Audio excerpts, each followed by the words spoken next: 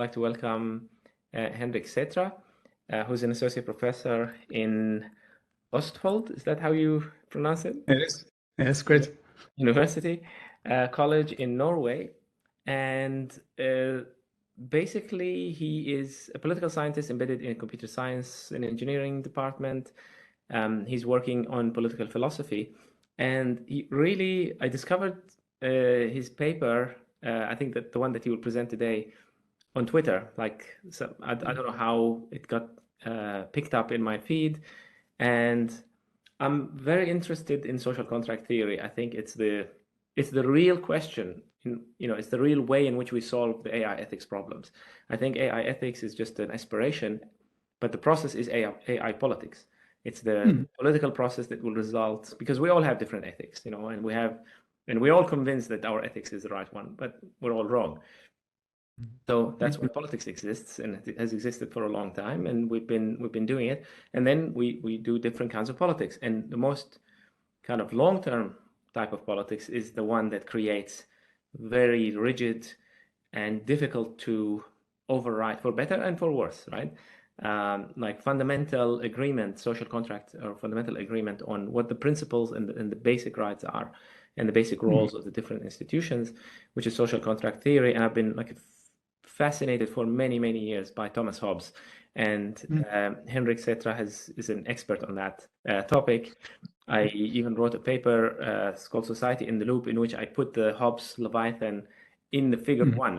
For me, it was like just an excuse, because I just love the art, the depiction of the art so much, because it's got this giant who's ruling a city, and the giant is made up of all these little people. So the giant it's like not a real person, but it's a person who exists only due to the agreement of these little, individuals to form it. And I just found it visually appealing. I find the idea super interesting, and I think that's the way to go. And then Henrik wrote this paper on a shallow defense of an algorithmic technocracy or something like that. And I'm wondering, why is it shallow? And it's probably deeper than he would like to admit. But I'm interested in hearing more about it. Also, just for your information, Henrik, we are working on these kinds of topics at in the center as well. So we have projects that explore, ongoing projects that explore people's willingness to trust AI in government, to trust AI in making decisions that we typically think governments would make. And we have various kinds of experimental work. But I think our experiments need to be informed by the real problems, that people like you are thinking about. So I'm really looking forward to your presentation, and I'm very glad that you're here. Please take it from here. Thank you very much. And yeah, first of all, I'd just like to say that when the invitation came, it was very easy to accept as kind of your great inspiration to me. Kind of the work you're doing is great, and your articles on many different aspects, also the more recent ones, are really, really fascinating. So I really love the work you're doing at the Institute, so I really wanted to come. But unless most of you probably don't know, but I've gotten corona yesterday, so I kind of had to cancel travel, and I'm a bit sick, but I hope I'll manage through the presentation. So with that being said, I'll try to share. And if you can see my screen, it would be great if you can just let me know. Is that okay? Perfect. Wonderful. So my name is Henrik, as I said, so I won't use that much time for the introductions here, because I want to get started and get through the argument. Hopefully it won't be too rushed. I just put in this here because you said you liked Hobbes. Hobbes is the one I've been working on since I started studying and doing through my master's. It was all Hobbes, and during most of my work in the first kind of idea for my PhD, it was all Hobbes. This is my most recent article, Hobbes in Argument for World Government, which is not really technology related, but sort of. So I really, really like working on Hobbes and the social contract. But today, it's about a shallow defense of a technocracy of AI. So I'll get back to why it's shallow, or why I think it's shallow later on, and a bit of the background of this article, because it is a relatively strange article for me, I think, because it sounds like a defense for a technocracy of AI, but most people, having read the other work I've done, is kind of the parasitic nature of social AI, big data's threat to liberty, and all this kind of AI is bad, and then all of a sudden, here comes this kind of defense of technocracy of AI. So I'll explain that a bit later on. I'll get to it relatively quickly, because the introduction and the background This is the article, which says it's a shallow defense of technocracy of AI, and it's examining the political harms of algorithmic governance in the domain of government. So the subtitle explains a bit of the kind of the context and the framework I'm positioning it in, which I'll get back to very shortly. I just want to say that I also really like these cartoons, and this could be an episode. There it almost is, right, where you get the Supreme Court episode.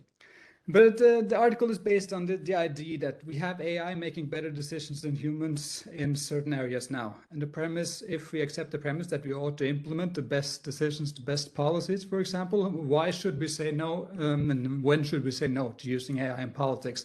That's kind of the key question here. And when I say political harms, I based that on Sadowski and Selinger's article from 2014, where they list, they make a taxonomic tool, they say, for technocracy, where they see technocracy in algorithmic governance in government, in professions, and in business through different means, and which causes different sorts of harms. And I just focus on some of these. I focus on the domain of government only, all kinds of means of algorithmic governance or technocracy, but only the political harms, which they say are kind of people are disenfranchised and deprived of appropriate political power and influence. So these are the only harms I look at here. And I know that there are many other harms, and I kind of accept that as given, but I don't deal with them in the article. So kind of what are these abilities of AI? And I won't really use much time on this because we see kind of in Go and in chess, we know AI is making better decisions than humans. AlphaFold is kind of breaking new riddles, kind of solving new riddles for us constantly. It's dealing with kind of resources and armies and planning and infrastructure, all these kinds of things in kind of StarCraft, etc. Right? And these are games, partly, games and science, but we also get stuff like the AI Economist, right, from Salesforce saying, oh, we can improve equality and productivity with AI-driven tax policies. We can make an AI that makes tax policy and makes a more equal and more productive society.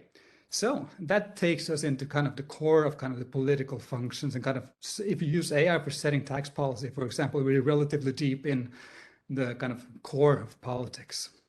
So I'm saying kind of what if we then at some point could use AI to, for example, plan our city's infrastructure? Where should we have roads, collective transportation, these kinds of things? Could AI decide that for us? If we say that we want people to live here, we accept this kind of noise and pollution, these kinds of things, we kind of, if we set the parameters to optimize, can AI kind of be better than humans at some point at making these decisions and kind of, yeah, doing these things for us? Could it improve our kind of GHG emissions policies? Could it be used for saying kind of our pandemic responses, kind of taking some of the responsibilities away from politicians and saying that kind of we set kind of the parameters we want to optimize, we want this and that, and we can leave it to AI to kind of make the decisions. When should we lock down? When not? When should we enforce different kind of policies? Kind of in theory, this could be done by AI. But I'm not saying that AI can do this now. So that's kind of the core premise of the article, that kind of this is hypothetical. And if AI can't do it or won't be able to do it ever, I just say that this paper is null and void, just disregard it. But this is kind of a thought experiment, kind of, we're likely to get to a situation where I think AI might be useful for these purposes. And the shallow defense is based on three propositions first that lead to the conclusion I said that we should employ AI in politics and erect the technocracy of AI. And this is kind of the shallow defense I make in order to test and posit objections against. If we start with the first premise, I think that policies should be evaluated on the basis of the fundamental moral values of the society in question. And finding these values is the first purpose of politics. That's my opinion here relatively clearly. So you're free to object to even these premises, and then much of the article will be irrelevant for you anyway. But if you kind of agree with these three premises, then you'll accept kind of the outset that it's the potential use of AI in politics in this sense. The second is that the best policies in accordance with the evaluation discussed in the first premise should be implemented. So politics finds kind of what moral values to be used to evaluate policies. Premise 2 says that we should use the best policies according to these evaluations. And if we accept the third premise here, that artificial intelligence is better than humans at finding and enacting the best policies in certain areas concerning science, engineering, and complex societal and macroeconomic issues, then we've arrived at the argument that yes, there is an argument to be made for a technocracy of AI. Thus far, it's a relatively shallow argument, right? Because we haven't really posed any objections or looked at the harms. So that's kind of one meaning of shallow. It's, as of yet, it's a relatively kind of simple argument. So we need to test it against certain things. But then kind of I use the term technocracy and kind of expert rule, and I talk about democracy. So I want to do a brief detour into these concepts as well, because I think that's fun, and I think that's one of the reasons I wrote the article, is to kind of test this kind of, why do we value democracy? Do we value democracy? What sort of defenses conceptually do we have for democracy?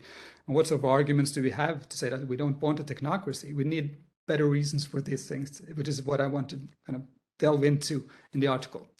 Schumpeter, for example, Joseph argues that if we want results that are satisfactory to people at large and judge our government by such a criterion, government by the people would often fail to meet it. So he's not really a proponent of popular democracy.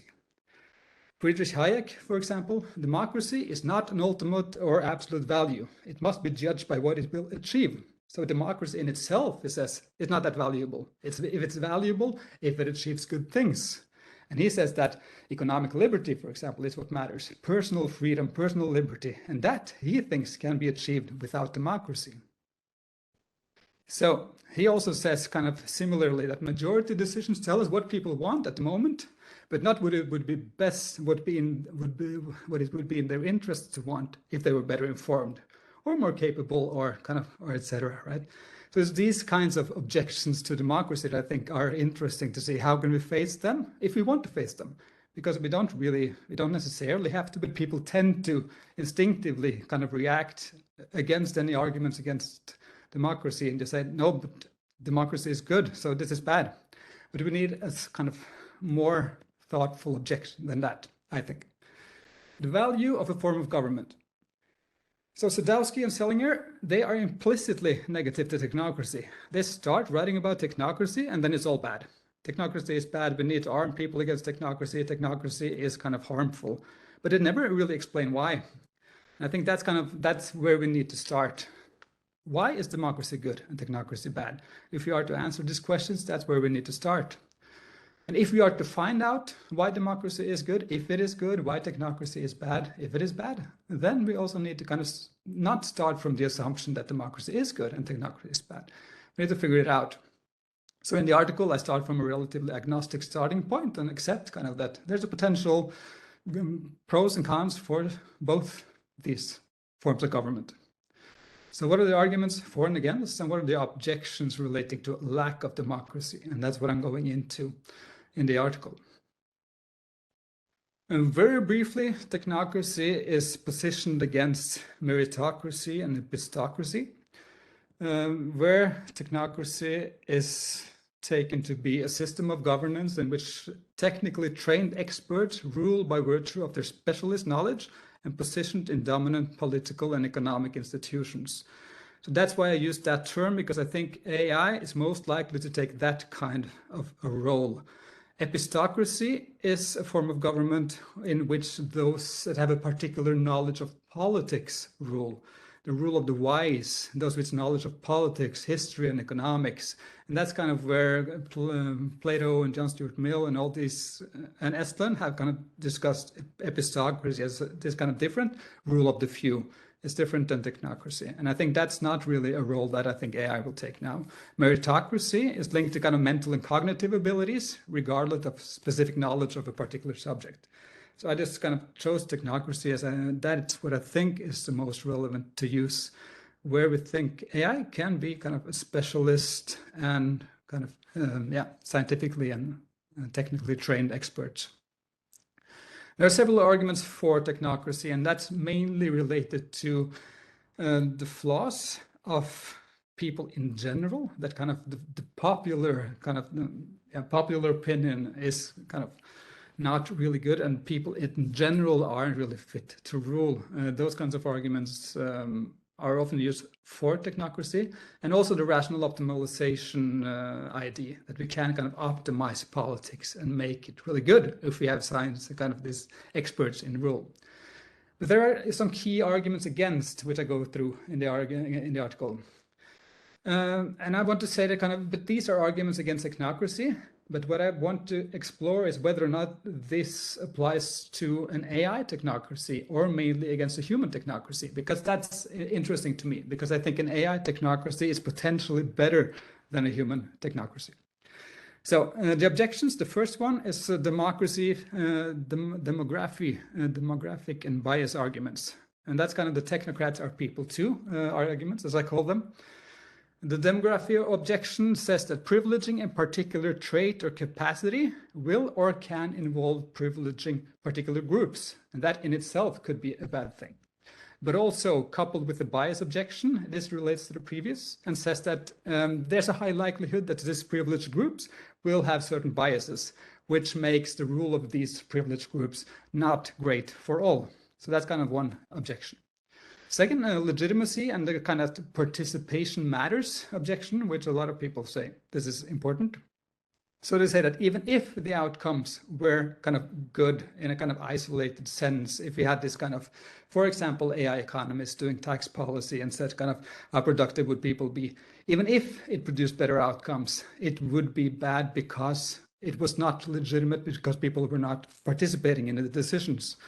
So they are saying that kind of the process is more important than outcomes or consequences. But then we have others saying that technocracy will lead to suboptimal outcomes because they think that deliberation matters. And that's a kind of a part of participation, but a different aspect of participation, and mainly related to Habermas and deliberative democracy and this kind of how this relates to and generates better outcomes in general. If so, technocracy generates worse outcomes, at least in long term, and outcomes, and then it's consequently bad. A final argument against traditional technocracy is the decentralization argument, mainly related to Hayek, for example. No centralized institution can overcome or kind of surpass the power of markets in terms of gathering the dispersed knowledge that people, which are kind of living their lives, they have expertise, they know their particular context and situations so well, and it's impossible to gather and kind of surpass that the kind of knowledge that's dispersed in the population in a small group of people kind of trying to optimize politics. So that's kind of a different arguments against traditional technocracy. And then I just asked kind of, but which of these arguments apply to an AI technocracy? Not everyone, at least, because the decentralization argument, that could potentially be overcome by AI and kind of data gathering. We see the demography and bias arguments. The technocrats are people too. Well, not if the technocrats aren't people, then it's a different ballgame, potentially, right? So it's a different set of arguments that must be made if we want to object to a technocracy of AI. So this is from the article. So a point of great importance is that the technicians do not have all power in a technocracy. So just something I want to state in order to make sure what sort of a technocracy I'm talking about. Because while the technocratic society delegates much authority to their technicians, they are not given the power to determine the goals of society. So that kind of we need to state that relatively clearly, because we're not really saying that these technocrats should now determine what our societies should strive for, or what should be optimized, or what we should seek to accomplish as a society. These goals, even in a technocracy, are maintained by a different organ. So just to kind of make that clear, there is this sort of group here, there is this sort of role that's retained for politics in terms of kind of discovering or setting or arriving at the goals of our societies. So this means that the technocracy I discussed, they have a political apparatus in place for providing the direction for society, while the technocrats have the authority to determine and effectuate the politics deemed necessary to proceed in the desired direction. So they take the role of bureaucrats, they take the role of this kind of finding and implementing policies in order to kind of reach the goals that is set by this domain of politics. And this is kind of crucial to note that I am aware that technical issues are also political, and which is why I argue that we have a technocracy of AI when we delegate power to make decisions to computers. This is something I accept here, but something that's kind of relatively easy to miss and something that's not really overcome by the arguments I make either. How political these kind of technical decisions really are. That's a core kind of problem with this argument, which we'll get back to later on. And that's also something that Mark Kokelberg, for example, wrote in this book, The Political Philosophy of AI. He picked up on this article and said that, but there are no purely technical decisions. All decisions are political. And yes, I accept that, and I state that in the article. But that's not the main point. We need to kind of go a bit further and not just do the kind of STS, everything is political, so technology is political. We need to go a bit deeper, a bit beyond that. With artificial intelligence and political decision-making, what I do in the article, and I say this is not a kind of technical treatise on what AI can and cannot do. That wouldn't make that much sense in the sense that I'm working for kind of figuring out what the political harms would be if we used AI in the sense that I'm discussing. So what I'm doing that kind of thought experiment with what I call the magical decision box, in order not to get into the discussions that, but AI can't do this, AI will never be able to do X, right? Indeed, that's true. I'll accept that, and the article accepts this. And I just ask the reader to still consider what the harms would be if AI were to be used in this way, and if AI is able to be used in this way in the future, just so we kind of figure out how would we deal with that. And one way to get to such a consideration is this thought experiment. So this is a society that has discovered a device that makes decisions. Origins unknown, certainly not human-made. It accepts inputs and constraints, it accepts kind of goals, and it provides answers. And I just say, through rigorous tests, the society in question has found that the box significantly outperforms human experts in making policies that optimize the goals it has been given. Thus far, they have found no major errors. Despite their very efforts, they have not been able to understand how the box works. They cannot recreate the ways in which the box reasons. The decisions, however, are good. So should they use it, right? So this is kind of the pure black box AI problem. It produces good outcomes. They've tested that kind of repeatedly, continuously. They know the decisions are good, but they have no idea how or why. So should they use this? And that's kind of the core of the problem here, I think, which determines at least some of this. And then I go back later and say, it's not really the same, but it's useful for reasoning about this. So it's not really kind of what are the limits of deep learning, or it's not really about these aspects of AI here. So then we had the three propositions or premises first that led to kind of the arguments for using AI in politics. And then I go into the potential arguments against this AI technocracy. And I'll just go through them here. And I say first objection is that people need full political participation in order to be satisfied. Aristotle, for example, said that humans are political animals.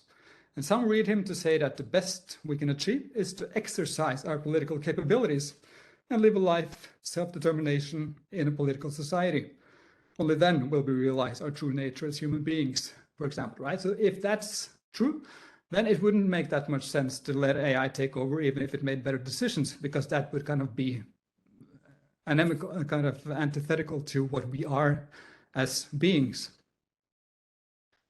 And then I do this kind of objections and the counterpoints to the objections. That's how the article works. And this will be relatively quick here. Aristotle can be interpreted in different ways. In politics and in ethics, for example, the philosopher's lifestyle is considered superior to that of the statesman. So it's not kind of universally accepted that the political life is the best life. And yes, Aristotle might say something to those effects at some points, but he also says things that it would be very good for people if they could not do politics. And that's something a lot of people have been saying too, right? Like Hayek as well, as we'll get to. Second point here is that people are not politically active today. So what would change if AI, rather than bureaucrats, made decisions, for example?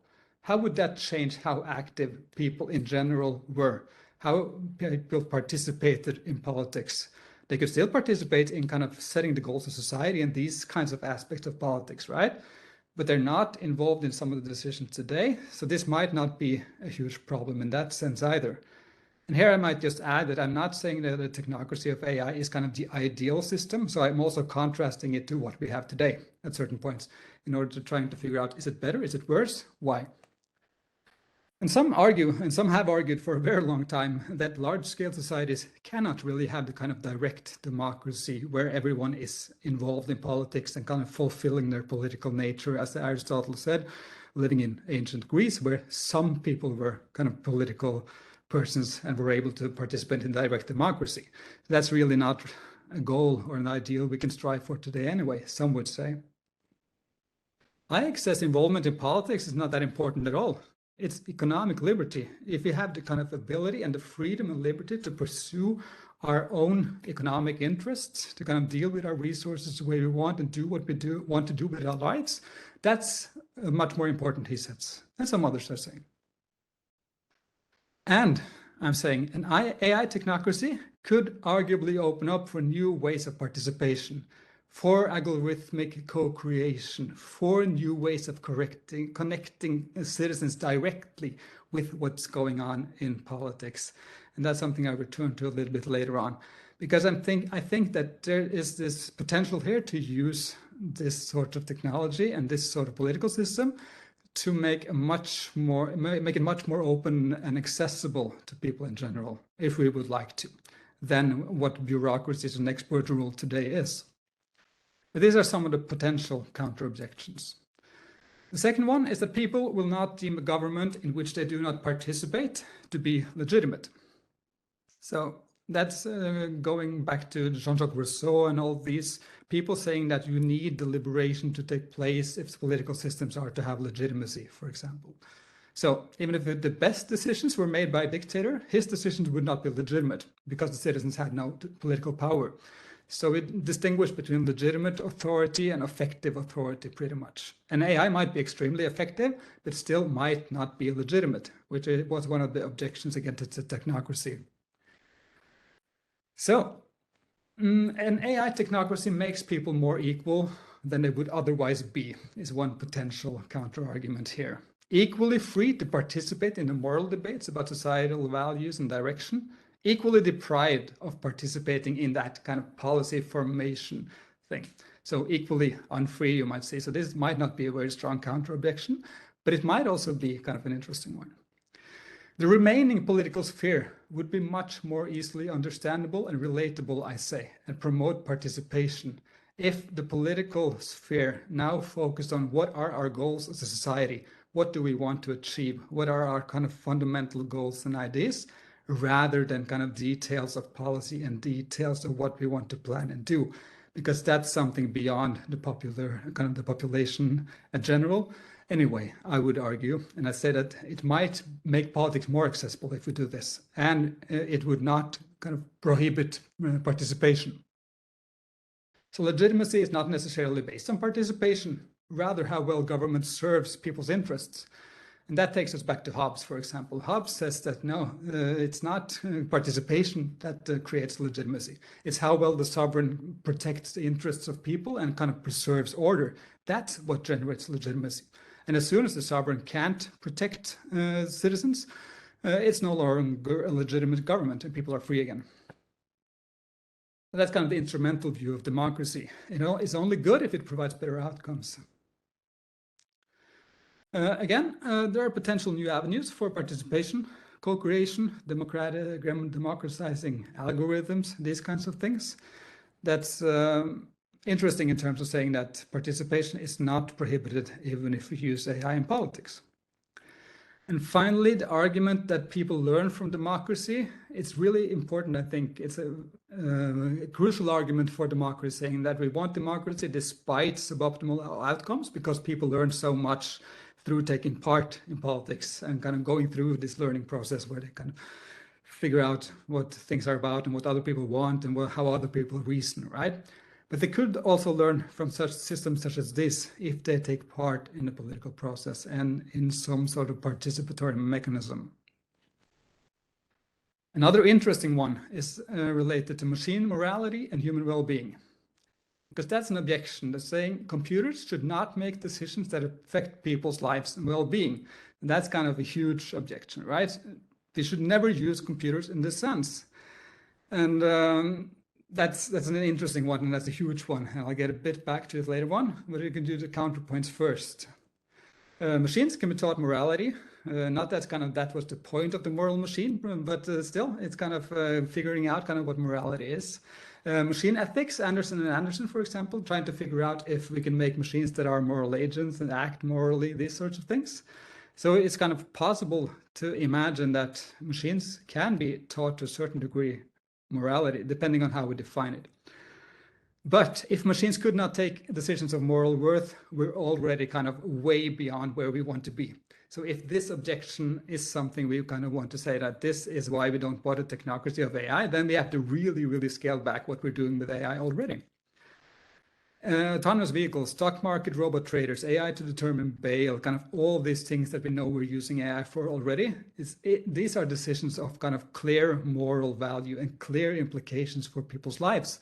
So if this objection stands, then it has kind of huge implications for what we're doing.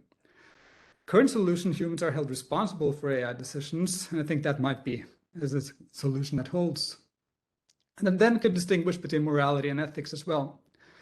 AI might not have some internal value system or morality, for example, but they can act ethically. They can act according to human morality, for example, these sorts of things.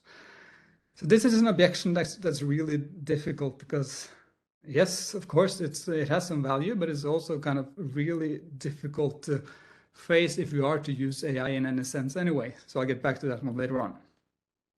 Fourth objection is transparency and a problem of understanding. AI is not transparent and thus not fully amenable to human control, and then we should not use it. We have explainable AI, for example, so kind of at least beginnings, much attention, some progress, improves trust, understanding, and management of AI. Yes, so we're getting somewhere there, right? But we're not really there that we're kind of having fully explainable AI. So we're not really able to face the transparency objection through explainable AI yet.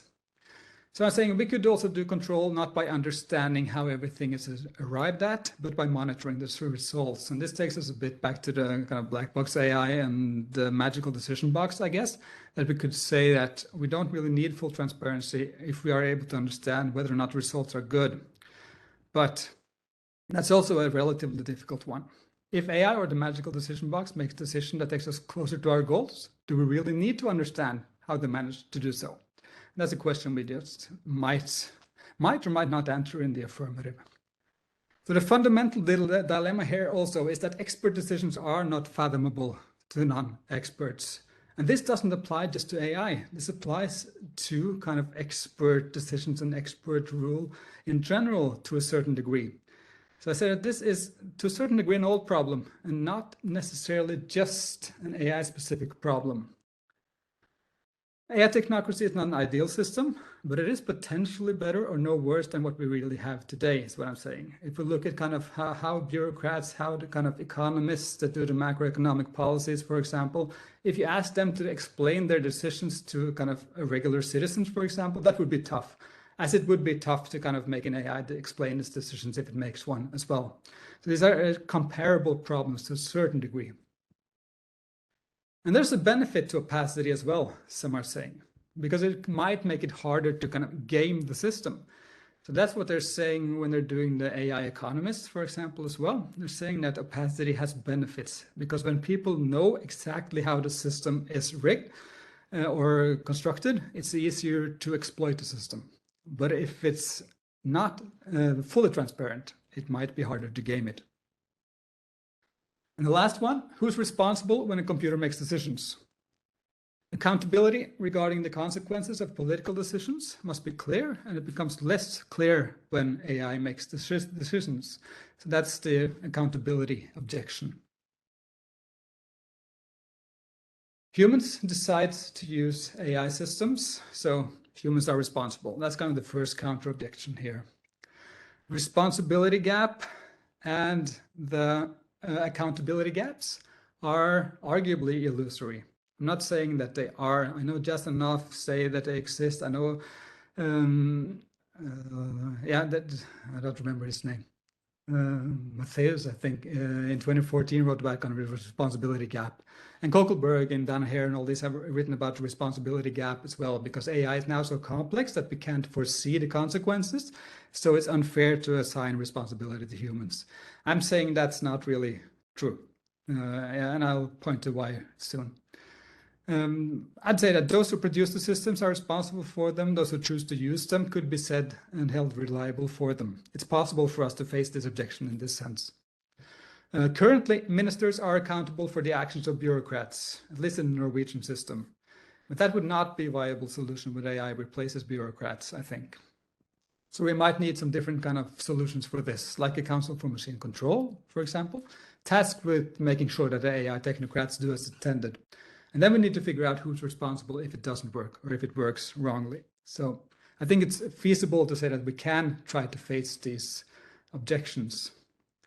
And this is just from another article I wrote on the confounding complexity of machine action. And this is a Hobbesian account once more of machine responsibility. So I use Hobbes everywhere.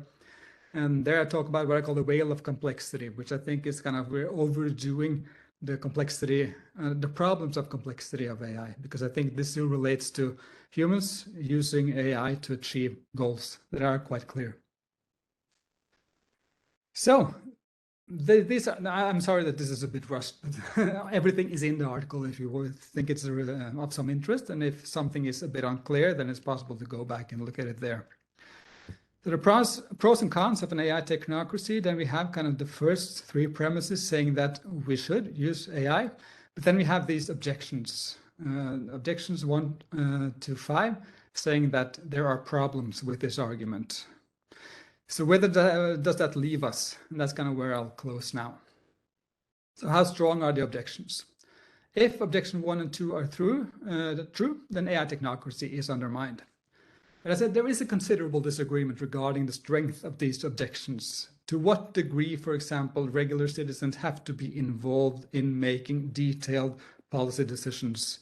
It's not given that it has to kind of occur in order for a system to be legitimate.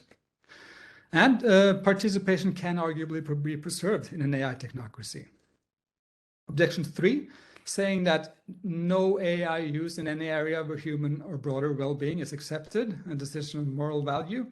I'm saying the implications appear to be relatively absurd from this objection. And most current use of AI would also be problematic. So I'm also saying that kind of why would the use of AI in politics be very different with regard to the moral nature of AI? What matters is not really the morality of AI, but how we handle accountability, is what I'm saying here. So this last two sets, non-transparency, partly universal problem, as I said before. What demands of transparency are we willing to set? That's what we have to answer at the potential cost of better outcomes. Understandable by our best and brightest, understandable by our politicians, understandable by all. For example, what are the demands for kind of explainability and legibility of the systems we use? And there are different types of opacity here, which I think would be useful to distinguish between. Intentional concealment, that would obviously be problematic if the companies intentionally try to make this system opaque. But if it comes through technological illiteracy, for example, our general population would not understand many AI systems because they are technologically illiterate. That might not be a kind of obstacle to using AI in this sense. Then you have the cognitive mismatch, that AI kind of outperforms humans to a degree that it makes it kind of impossible to comprehend the decision it arrives at.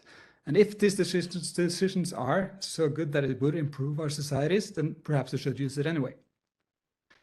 And they have the non-transparency relating to kind of risks of being ruled by something one does not understand. That's obviously kind of an important aspect that requires certain safeguards. With methods of participation and co-creation, I think we could increase general algorithmic awareness. And I think it might hypothetically lead to most people having a better understanding of how societies function than they do today, if we use this and do this in a good way. Final one was accountability, and I've just been through it. We could have this kind of council of oversight of AI, and holding kind of producers of AI systems responsible are kind of feasible or potential counter-objections at least. And I think the AI technocrat obviously should not be considered a moral agent and be held responsible, accountable. I never say anything to those effects in the article.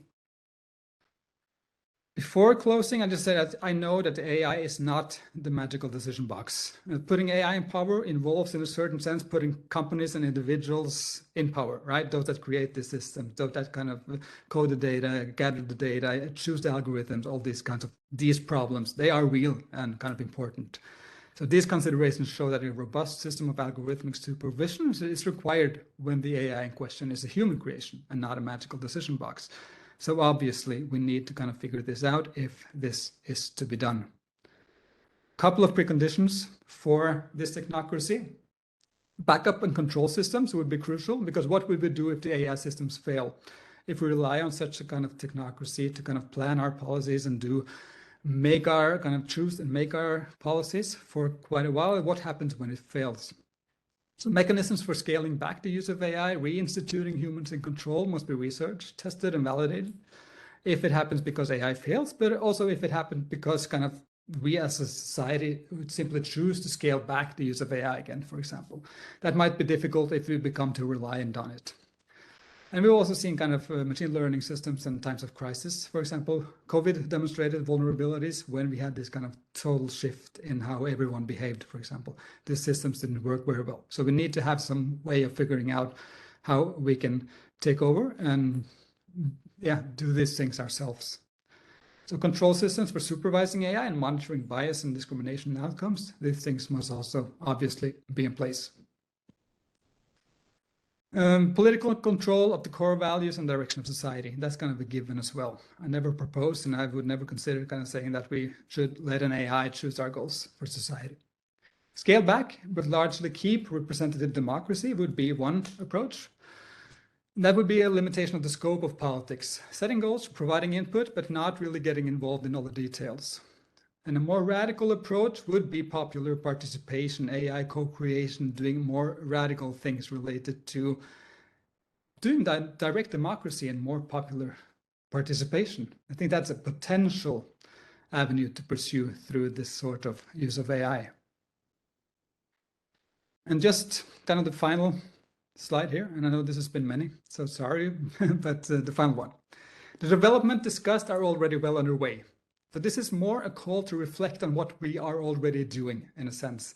This article is not science fiction, which is what I'm trying to argue as well. So I'm kind of portraying this as a technocracy of AI, which seems kind of really radical, but I'm saying in a sense that we're doing so much of it already, and we haven't really discussed it, and we're seeing kind of, I'm saying we're seeing this implemented in so many ways already that we need to discuss these things through the potential objections, through the value of participation, the value of democracy versus other things, because we're already doing it. So we need to kind of do these things. Politics will change, but paradoxically, it might revitalize democracy and popular participation. It's not really if we get more AI in politics, then we'll lose participation. So I think it's possible to imagine that this is also a revitalizer for democracy. And we live in a time where democracy is increasingly challenged. And we can't face these challenges, but just saying, but democracy is good. So that's kind of the core reason why I wrote this article in general, is I'm saying kind of, why do we want democracy? Why do you want to not use AI in technocracy? Because most popular objections are relatively weak. So I struggled when I kind of started doing this. I kind of struggled with saying, but why shouldn't we? If kind of AI has all this kind of, makes the best decisions, why shouldn't we use them? And I struggle a bit with finding the really, really strong defenses. And I think that this was more kind of a call for stronger defenses for democracy, if anything. So that's kind of also why I called it a shallow defense, because it's not really a heartfelt defense that we should use AI all out in politics, right? But this is a call for a response, for better arguments if we are to kind of not do this. So I'll stop there. And as I've used, I think, most of my time, and I hope we have a little time left for questions. So sorry for the really rushed presentation, but hopefully it was able to follow some of it. Thank you so much, Henrik. This was fascinating. So let's open the floor for questions.